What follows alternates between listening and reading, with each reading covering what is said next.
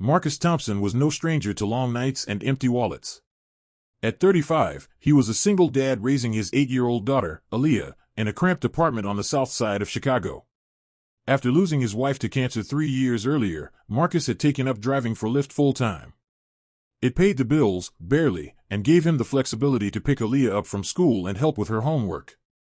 He wasn't bitter about his life. He was grateful for every moment with his little girl, who had her mother's bright smile and his own stubborn determination.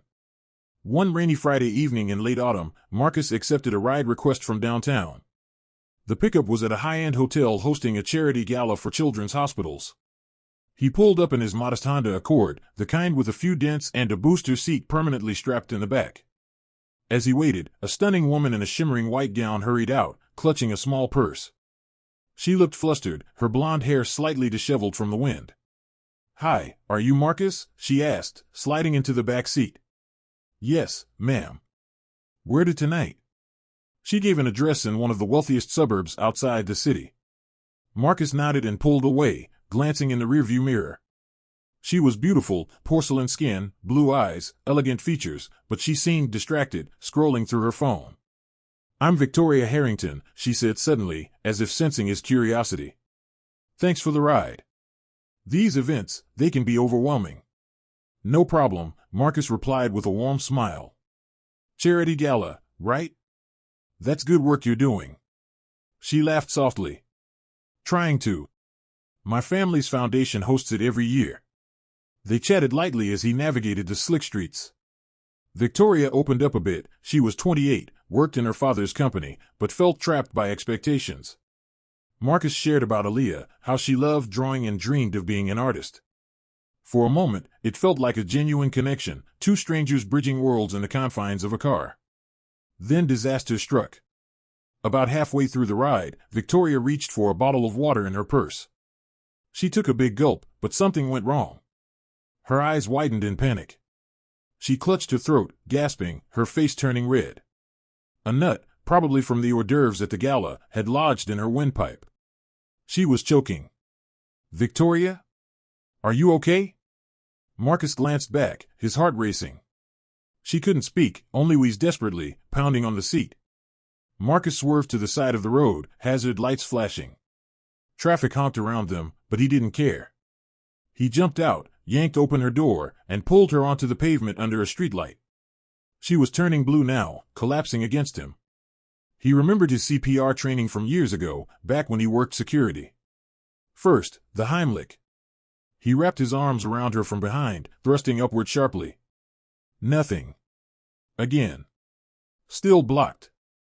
She was fading fast, her body going limp. No time. He laid her flat on the wet sidewalk, tilted her head back, and pinched her nose. Mouth to mouth. He sealed his lips over hers and breathed deeply, then compressed her chest. 1, 2, 3. Breathe again. It felt intimate, urgent, a kiss born of desperation, not romance. His mind raced, save her. Just save her, asterisk. After the third round, Victoria coughed violently. The obstruction flew out, a small almond. She gasped for air, coughing and sputtering as rain pelted down. "Oh God, thank you," she whispered hoarsely, tears mixing with the rain on her face. Marcus helped her sit up, his hands shaking from adrenaline. "Are you all right? We need to get you to a hospital." She nodded weakly. I think I'm okay now. You saved my life." He got her back into the car, cranked the heat, and drove straight to the nearest emergency room. All the while, she held his hand from the back seat, squeezing it gratefully. At the hospital, doctors confirmed she was fine, just some bruising in her throat. As Marcus sat in the waiting room, unsure if he should leave, a commotion erupted at the entrance. A tall, imposing man in a tailored suit burst in, flanked by security. "Where is she?" "Victoria." "Daddy." Victoria called weakly from her exam room. The man, Reginald Harrington, billionaire CEO of Harrington Enterprises, a tech and real estate empire, was at her side in seconds. Victoria tearfully recounted the story, the choke, the heroic driver who performed CPR. Reginald turned to Marcus, who stood awkwardly in the corner, still in his damp lift jacket. "You," Reginald said, his voice stern at first. "You're the one who saved my daughter?" Marcus nodded. Yes, sir. I just did what anyone would. Reginald studied him for a long moment, taking in the modest clothes, the tired eyes of a working man. Then, something shifted. His expression softened, and he extended his hand. Anyone? No. Not anyone. You risked everything to help a stranger. My only child. They shook hands firmly. Over the next days, Marcus tried to put it behind him. He dropped Aaliyah at school, drove his shifts, paid the rent. But then came the shock. A black town car pulled up outside his apartment building one morning. Out stepped Reginald Harrington himself, no entourage this time. Marcus Thompson, he asked. Marcus froze on the steps, Aaliyah peeking curiously from the door. Yes, sir.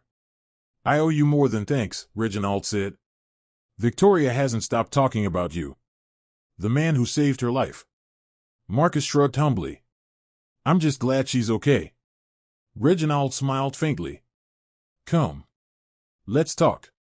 They sat in the car, Reginald explaining his world. Harrington Enterprises was worth billions. Victoria was his sole heir, but after a recent health scare of his own, he'd been reflecting on life, family, legacy. You have a daughter? Reginald asked. Aaliyah. She's everything to me. Reginald nodded. I lost my wife young too. Raised Victoria alone. I know the struggle. Then came the bombshell. I want to help you. Not charity, investment.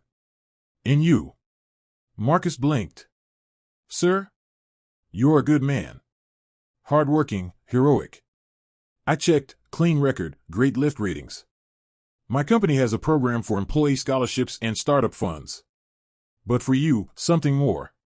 He handed Marcus an envelope. Inside, a check for $500,000.